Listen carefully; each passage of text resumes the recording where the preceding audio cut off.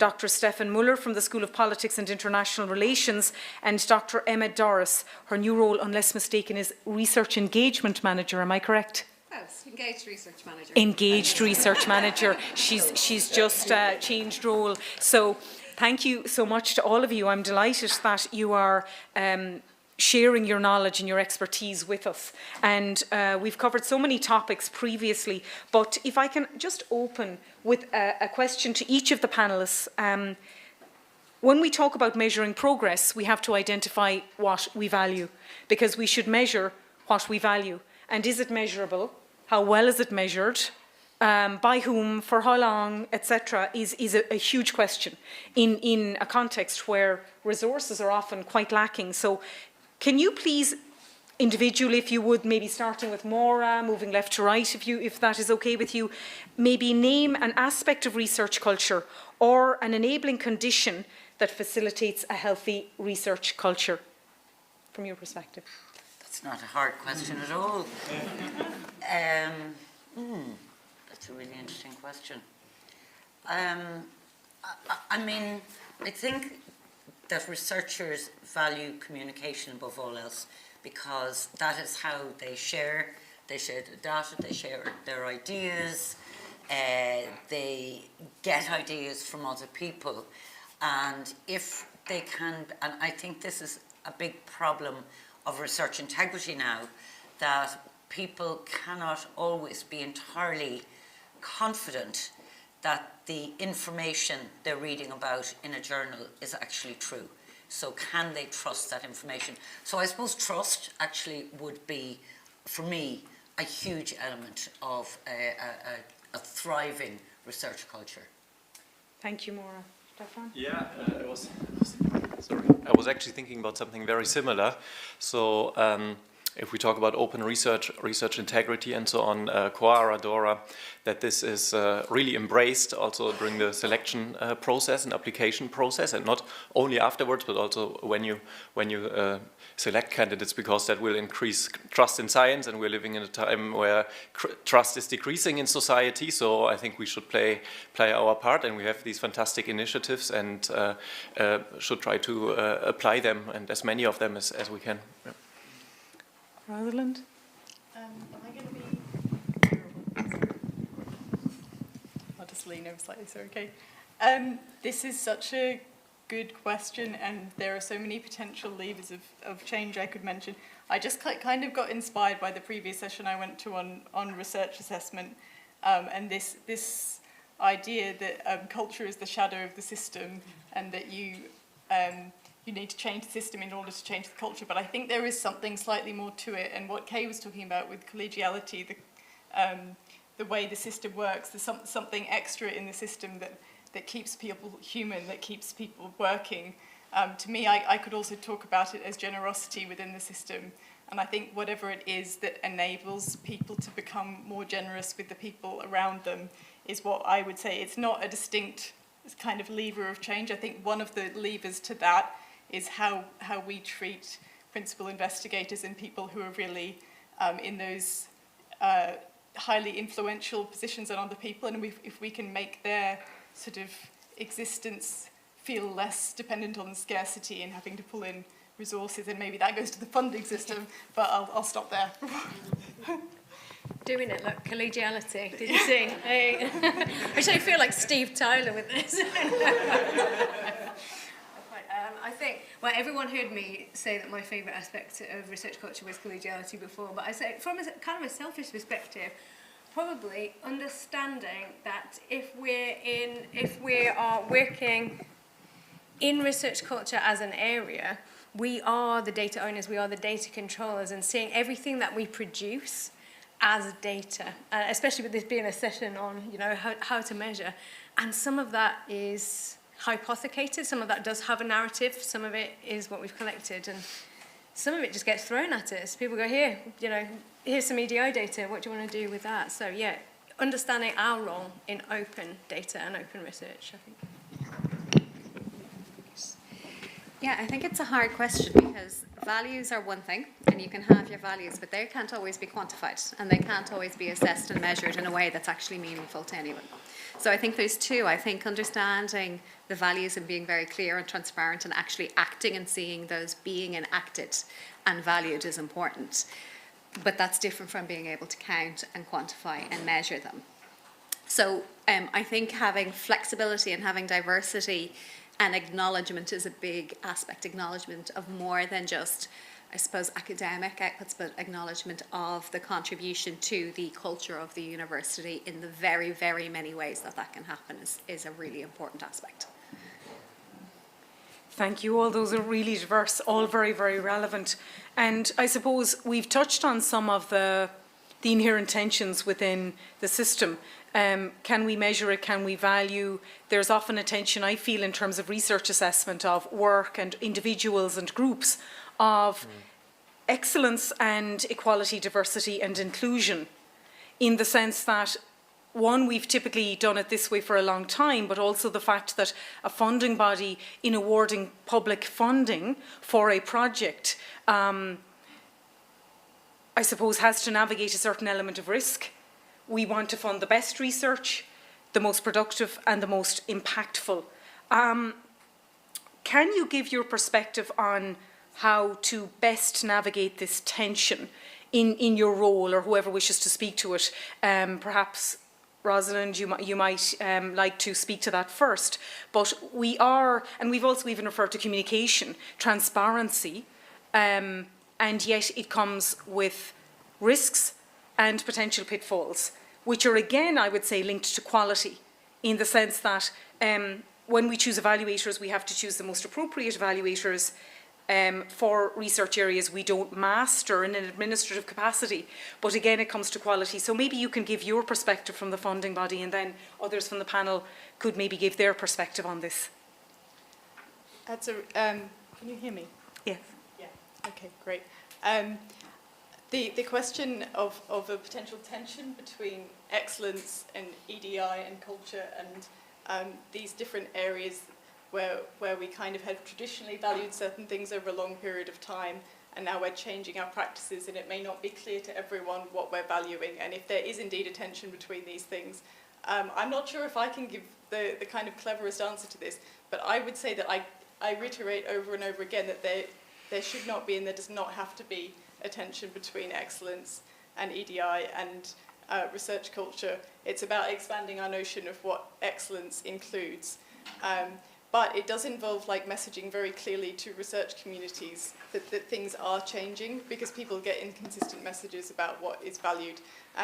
I suppose as just something concrete to mention, one thing we've done at Wellcome recently is we have a new funding scheme called the Accelerator Awards for researchers in the UK of Black, Pakistani and Bangladeshi backgrounds who are underrepresented in our research system.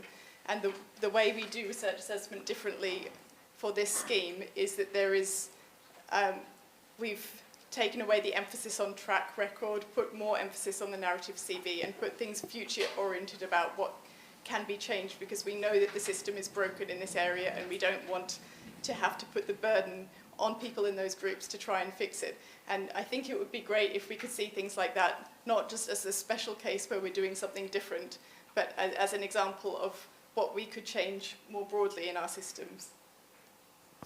Thank you very much. I'd like to move to the notion of collegiality, and it's something quite new. It's something maybe difficult to measure. How is it done? Is it taken seriously? And how do we really interweave that into the promotion processes and conduct of research at an institutional level? But Kay, I wondered if you would have advice for us as we embark on this large Wellcome project. You've mentioned the Research Culture Catalyst Fund, and you've mentioned various other elements such as different types of collegiality, such as emotional collegiality. Can you expand on that and give us some advice as we go forward? In terms of the recognition and the measurement of that kind of work, yeah. So I think it's who would hope to measure the small things we do every single day. I think it's about the story somebody tells when they tell you about their research, and kind of picking up on what you said before, is research really excellent if somebody has been excluded or exploited in order to produce it? Absolutely not. So I think it's, for me, is wrapping up anything you're doing with culture underneath your main research strategy. The main research strategy is to do the best research possible. Culture is how. How is that done? How are we doing that? In terms of looking, well, it looks like absolutely we can put it on promotions, but also we can put it in more regular conversations, things that don't happen once every 5 years or once every year even, you know, making that part of regular communications. And I also think that we can role model that. So if you join a department that is collegial, that has a leader at the top who says, it's important to me that we make collaborative decisions, it's important to me that the things we do are transparent, that everybody knows where to find this, it's important to me that I can be challenged and I want to hear from you if something is wrong. That tonal setting means that we aren't doing it in a performative way in order to be measured on it. We're doing it because we see it makes a difference, and we're doing better work and we're feeling better at work because of it. I didn't answer the question, I just talked about something that I wanted to say instead. Well, in your presentation you also talked about waste and, you know, how this prevents problems down the line, increases retention of talented staff. I mean, there are so many pluses to this and positives and benefits for an institution. Yeah, if you look at anti-collegiality and look at the effect of that, it's much easier to see the kind of catastrophic elements of it, and, you know, in terms of complaints, grievances, disputes, legislation, you know, people going to tribunal over things. What's really difficult to see is the magnitude of the day-to-day microaggression. The way people are spoken to, the expectations placed on people, whether or not they're, you know, if you're having an all-staff meeting and a certain group aren't invited, it doesn't generate paperwork somewhere, it doesn't generate a trail, it doesn't generate a workload for someone, so it's really hard to see those small misfires, and I think it takes us really rethinking what a head of department is, what a head of school is, and what that role is, and what it's for. I've worked in institutions, not my current one, let me just be very clear about that, where people always ended up head of department because they didn't step back fast enough when it was time to be head of department, and that, for me, is, you know, we want to flip that and do it the opposite way around. But again, I've just said what I wanted to, so I'm going to stop talking now.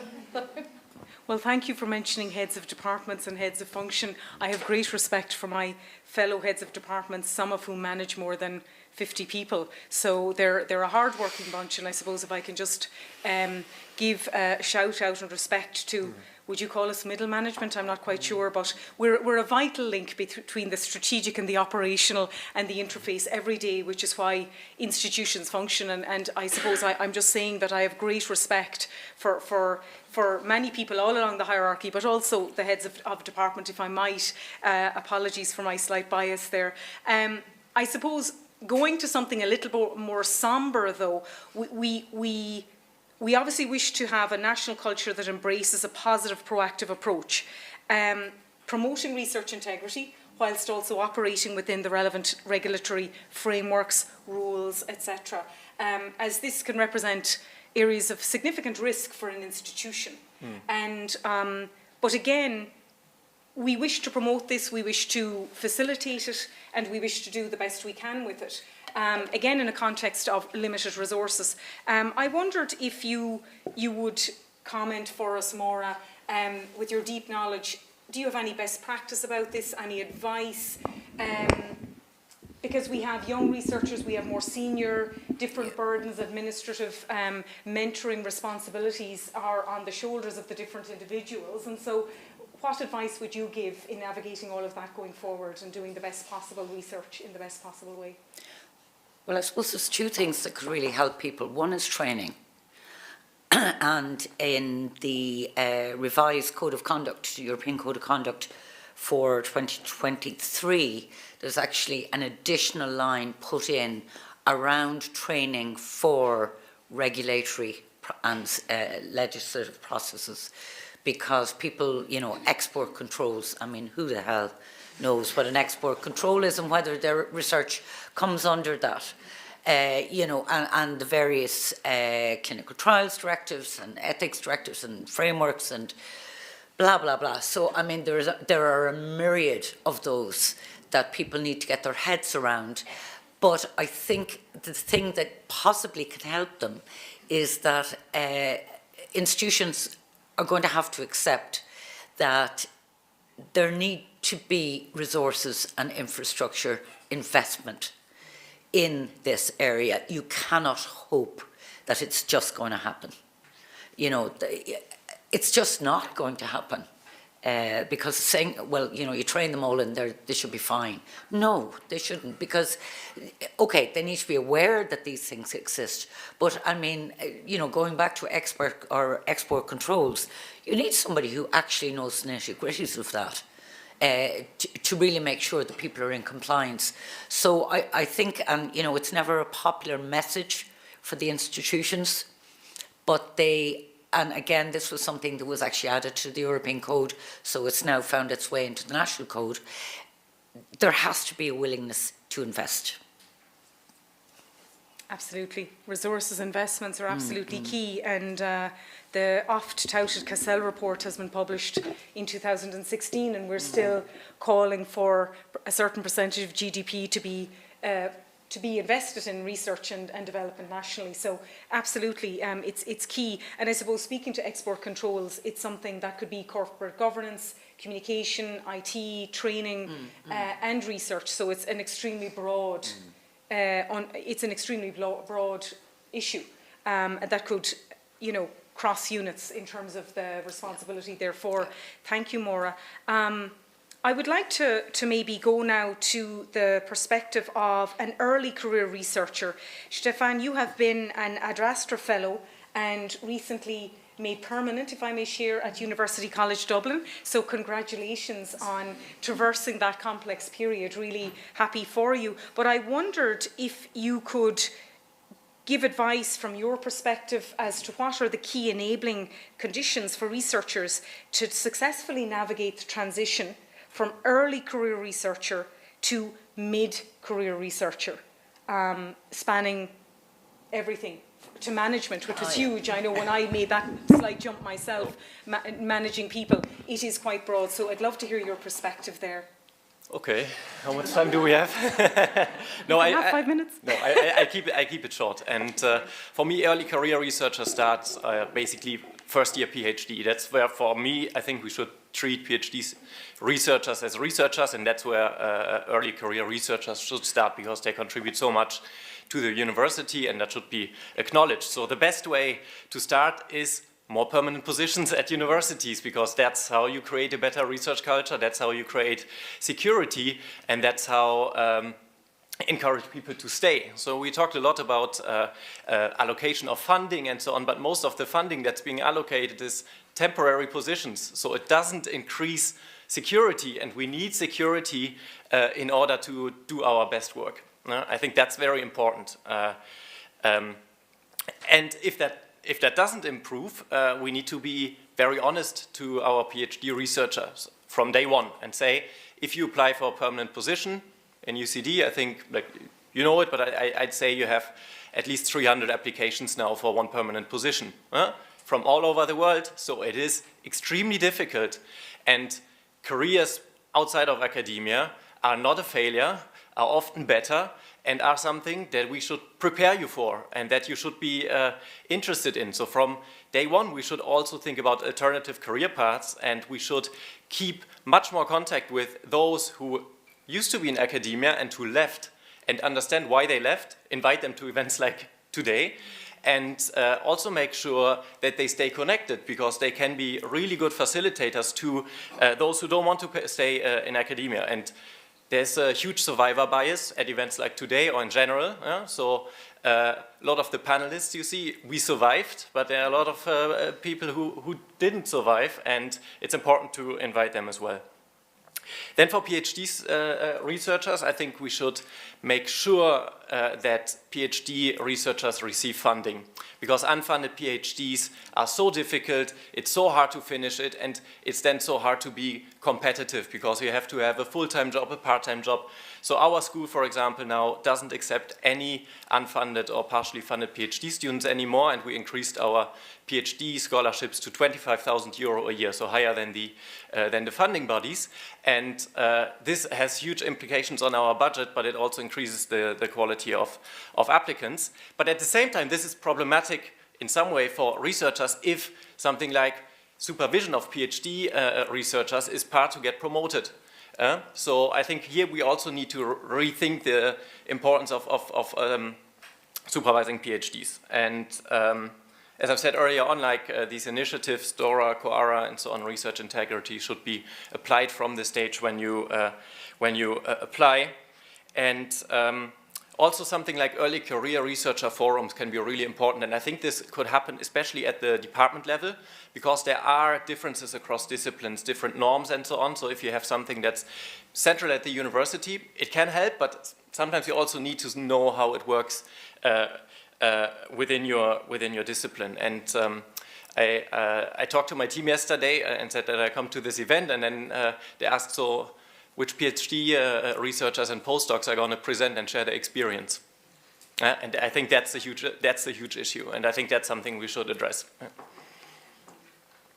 Thank you very much, Stefan. I suppose thinking about, being a former Marie S. Curie national delegate and national contact point, we always talk about the non-academic sector. It's not a term of which I'm particularly fond, but when we think about all the potential places of work and employment opportunities for researchers outside of academia, it's vital. And we often evoke the postdoc bubble, the lack of opportunities, and for those who wish to go to another sector, there is indeed no shame in that.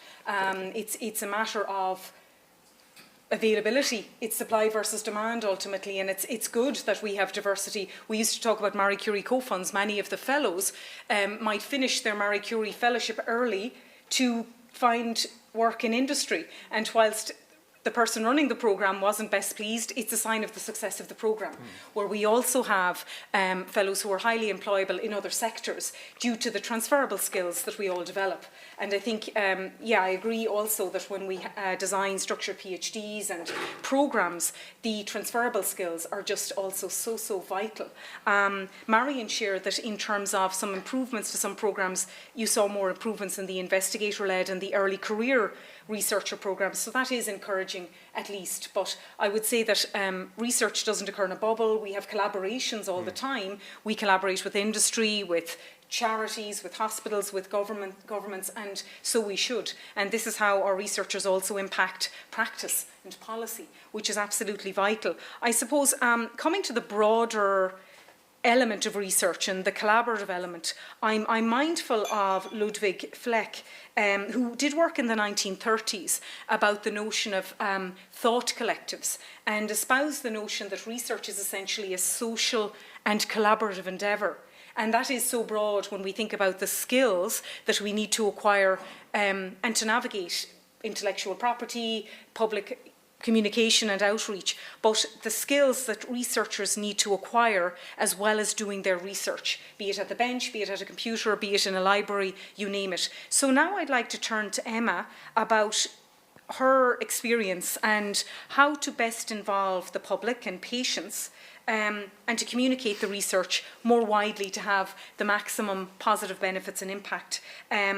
We know that in the 1930s that was mentioned, but now in the present day it's called out in many policies, notably Impact 2030 for one. Emma, can you share with us what you think is very important in achieving that and ensuring our researchers are ready and equipped to collaborate and Sure, and I think it goes beyond researchers, if I can start there. I think it's not necessarily about ensuring that the researchers are only equipped, it's about ensuring that all of our research structures are equipped to facilitate it to happen so it's not so difficult for on-the-ground researchers in the first place. So that's one of the things.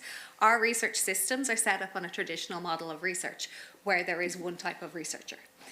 We have invested for decades now in the knowledge economy.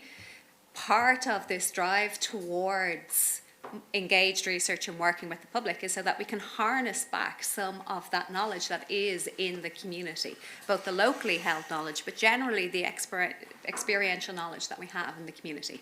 And I think for any researcher who is doing research, they want their research to have value.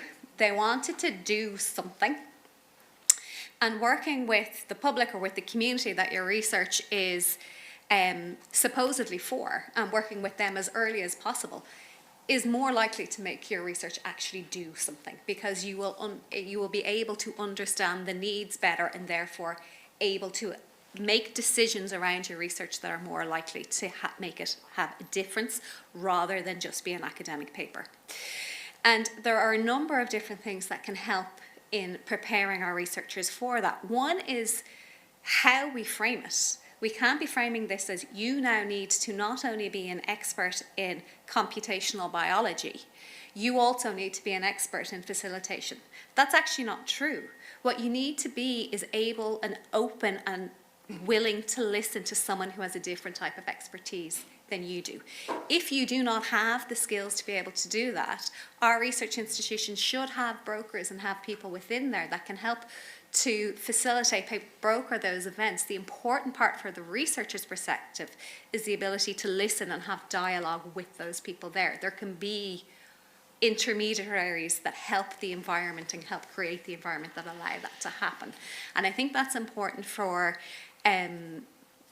university structures and research structures to recognise that it should not be all on the shoulders of the community partners or of the researchers. Particularly in universities, we generally say we have three streams. We have education, we have research, and we have community. So this isn't something new. This is something that perhaps hasn't been focused on enough, or how we view our community has perhaps been too hierarchical in the past. And that's what we're looking to change now. That it's not just about educating the community, but it's about allowing the community to educate us and better our research as well. So you get that two-way dialogue rather than just that one-way dialogue as well. Yes, absolutely. And again, bringing, across the thematic of EDI, engaged research, but also co-creation of knowledge. And earlier we talked about the generation of research ideas, it being derived from the community, and a bottom-up grassroots approach, which I think will be so powerful, as Martin talked about in an earlier session. That's really, really important. I know myself from PPI, it was a privilege to facilitate through French a patient group for almost 5 years, where I saw firsthand the peer-to-peer support, but it was definitely all about going out to others. And as a STEM researcher, you know, we can look at things as box plots. There's no such thing in some ways as a mean or a median. There's an individual's lived experience of an illness or usage of a tool, or, you know, whatever medium we wish to use, or whatever way we wish to make their lives easier or better, or whatever means through which that's done. So I think it's just so important. And I think it's important to notice that there's also context is important in that, because we need to be able to do sustainable engagement. So if we are doing research prioritization with the community, and one of their priorities is not something that at this time you might be able to do a small project, but you will not really be able to progress it, then it may not actually be the best use to go with that. So you have to think of it in a complex systems framework. So it's not just around the immediate priority, it's around the priority and the overall sustainability, and it's that joint thinking. So from the very start, what are the questions that are important, and what is the potential impact, and is everything lined up, and there are all the steps in place to get to the impact part. And if there are parts missing, it just means that you might have another question before you get to that immediate prioritization.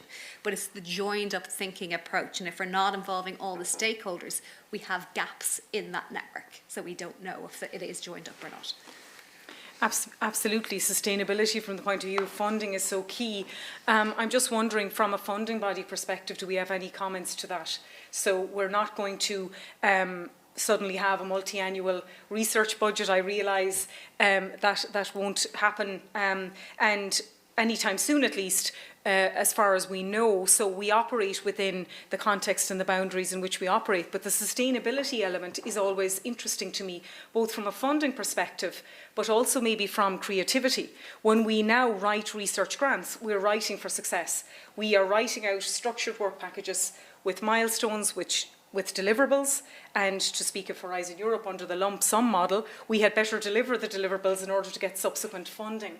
I wonder whether anything will change in the future with respect to challenge-based funding, or will that become slightly more flexible? Or, you know, for example, how do we fund slightly high-risk projects? Is that anything that I can invite Rosalind or Marion to speak to? Really good question. I feel like the perspective I can give from Wellcome is of like some progress, but some sort of mixed experiences, because the way the discovery awards have been restructured is to make the sort of maximum term, especially for the mid-career researchers and the established researchers, quite long projects of 5 to 8 years, and that is a deliberate step to try and get people secure and thinking long-term about the kind of project outcomes they can have, because it was taken to heart from the Wellcome study findings that people felt a loss of creativity in the kinds of research they could do. But I think in our context, maybe it's understood in that discovery research context, in that blue skies thinking of where you need creative ideas. But we probably need to expand that thinking as well, because our health challenge funding doesn't necessarily go by the same rules. Sometimes it is quite long, but it's not got exactly the same framing. And then, of course, you could point out that our research culture funding is for 2 years, because it's based off a model that's previously happened.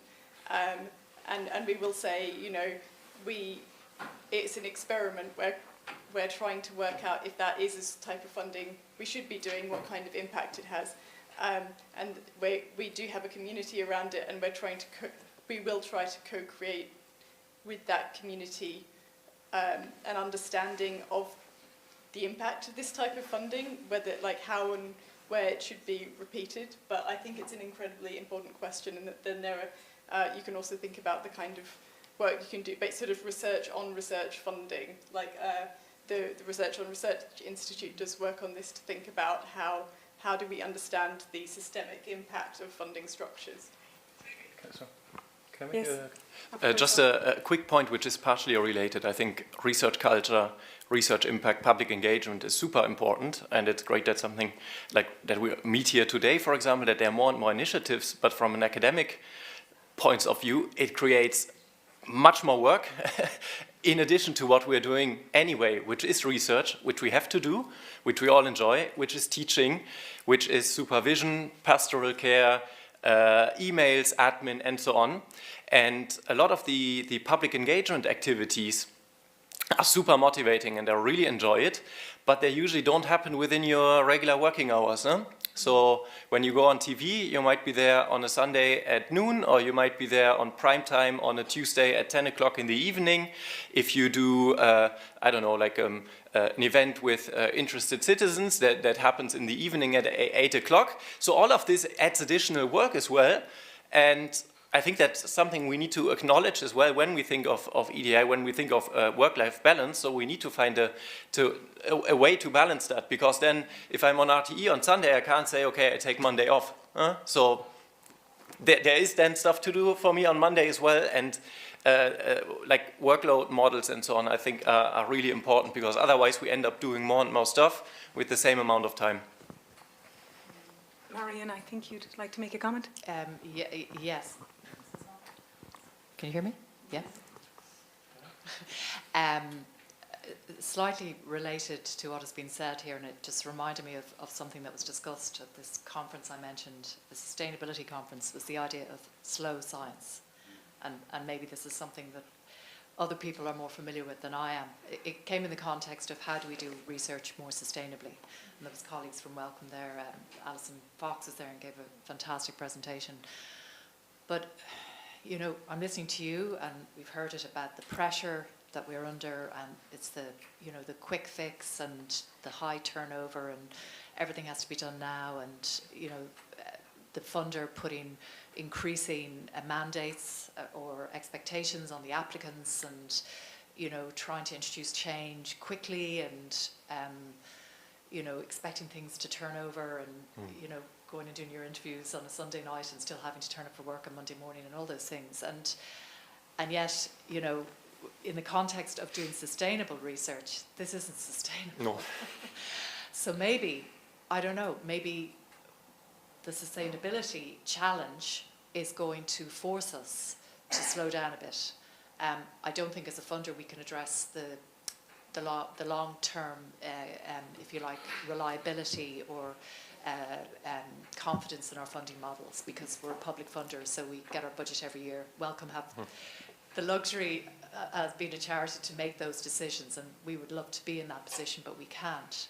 But maybe the forces, the external forces of, you know, the impact of climate change and the fact that we have to think about how we do everything more sustainably, including that has to be sustainable in and of itself, means that we slow down and we fund less, but we fund more, I don't know, and all of the sort of models that you talked about become far more important, like the challenge-based funding, where you're bringing different types of stakeholders to the table, which we're already doing in part and others are doing. But yeah, I mean, I think we really are going to have to think about these things very seriously. But we're probably going to have to do something. I mean, I don't think us here in art, but the community generally, something's going to break, you know, and something may have to be removed, I think, to allow us to slow down a bit and think about how we can keep going in a more sustainable and impactful way, if you like. Well, anyhow, I'll stop there. I can go on. Oh. Yeah. Maura? With my former research funding hat on, I mean, first and foremost, the idea of funding somebody for 5 to 7 years is genius. But the reality, when you're in a multi-annual situation, is that for a period of at least 3 years, you probably wouldn't be able to fund any new people at all, because of the way the funding pans out. We had suggested, let's say, to some particular research group that we would move to a 5-year cycle. But that meant that we're going to be 2 years, so there's no money for new projects. And they just said, no, it's not going to happen. We need to be able to, you know, I have PhD students and I have, research assistants that I need to keep employed. So you can't just make this move. But I think for me, that also really kind of emphasised, because I think it's already a little bit broken, Marion, the funding models that we're working on, they're not working that well. And I know from dealing with the Department of Health, because they were our ministerial funder, on the one hand, they wanted the qualitative stuff. They wanted the nice stories. They wanted success stories of, you know, Mrs. Brown, who had such and such a disease, and then the HP's research, developed a new method or a new drug or a new whatever, and look at her now, isn't she fantastic? And she's celebrating her 80th birthday and photographed her with all the grandkids. They loved that stuff, absolutely loved it. And that would speak to the narrative CV. But on the other hand, they also wanted the data on our world ranking in terms of immunology and biochemistry. And so they're speaking out of both sides of their mouth, really. And that's very, very difficult for a funding agency to actually manage. So I think we need to be rethinking the whole funding model in Ireland and elsewhere. But I don't know what the appetite for that is at the moment. It can't be a political agenda. No. Which is what it is. Yeah. And, you know, like you and I know more, having worked with the two main funders, I suppose, well, along with the IRC, is that, you know, the questions that come in on a weekly basis about tell us what you've done here, tell us what you've done that's also putting us under pressure to churn, to fuel that churn, if you like. But yeah, I don't know. I mean, you know, I think if you bring your your community, and what I mean is your broader community, the public who are investing in the funding indirectly into the equation. Perhaps, you know, it is probably they who will be the lobbyists, the strongest lobbyists, along with perhaps industry as well. I mean, you mentioned export controls.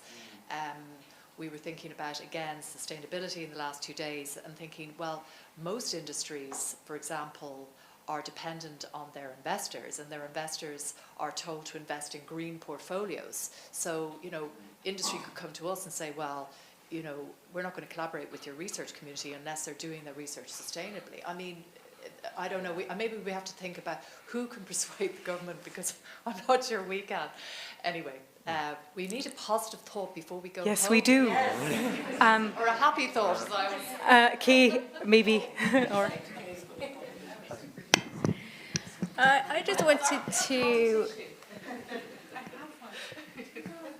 to speak to the idea of the tension in our thinking between workload and work habit. Lots of people aren't working double hours in their week. They're working their paid hours and they're going home. It's not because their work stops, it's because they stop.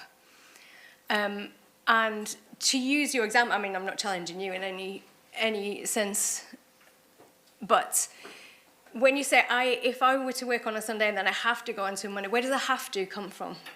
It doesn't come from the work, right? It comes from the culture in which you work. It comes from the expectation. If you work with a manager who says, I don't want to see anyone here after 5 o'clock, or says, I noticed you working online on Sunday, please take next Thursday off, please take your next available day off, I have a manager like that, your patterns get into that habit. The work never stops, you have to stop. And actually, to do so individually is really, really difficult. To do so collectively is a real act of resistance. And I would love there to be spaces for dialogue. You know, what if all of us who got our 2-year Wellcome funding missed the deadline to complete it collectively and said, now can we have a conversation about why 2 years wasn't enough? What if more of it is try to get into dialogues with people who set deadlines based on the fact that that's how we've always set deadlines, or have come to work on a Monday because that's how we've always come to work on a Monday, and just didn't, you know, just did something else. Okay, I feel like I want to have one of those moments where, like, who's with me? And you all just go for a drink or something instead. But yeah, all right, I'm giving up. Well, thank you very much. I think some of the points raised there speak to the complexity and the fact that researchers are amazing.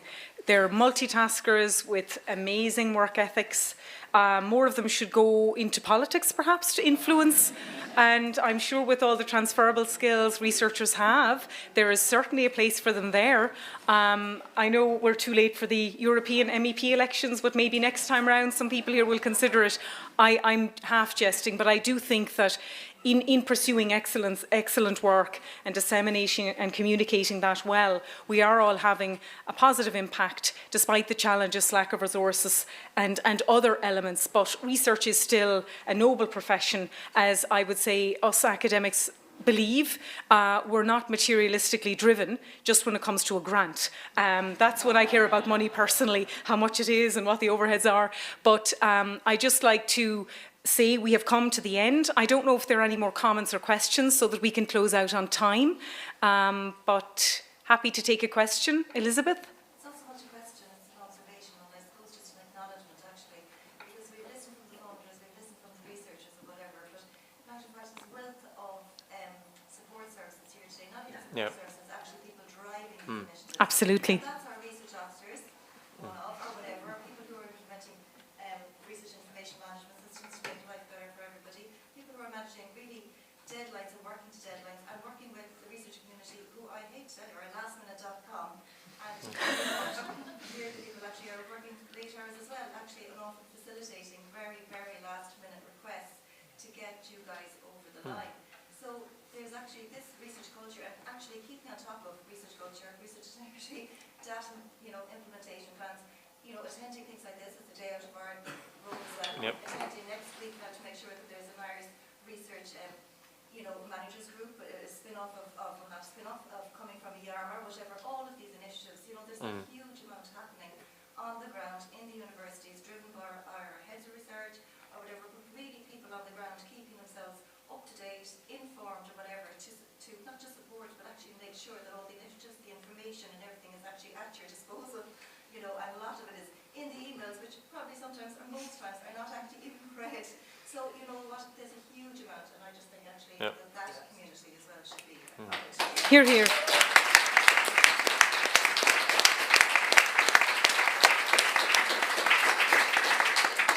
And we look forward to the development of an All-Ireland Research Managers Network. I would like to close in evoking again the richness of the topics covered today. So many elements and such a wealth of diverse viewpoints, different institutions from across the island and the UK. I'd like to thank you all sincerely for attending.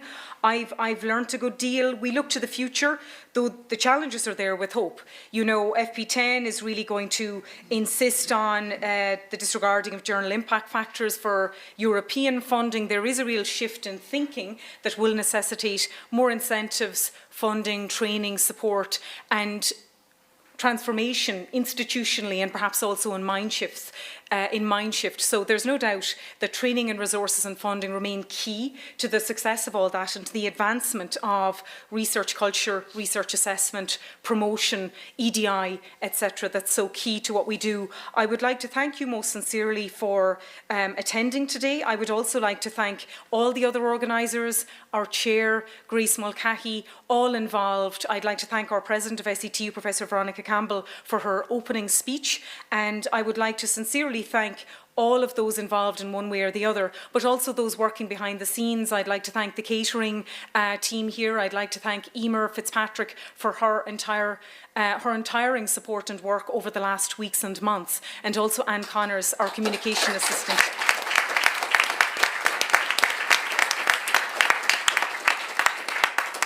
And also Stephen Donnell, who assisted with all the IT and audio-visual aspects. So thank you again. Safe home. I hope we can all work collectively together nationally and in line with best practice internationally to create a better, more positive, more inclusive research culture. All the best and safe home. Thanks.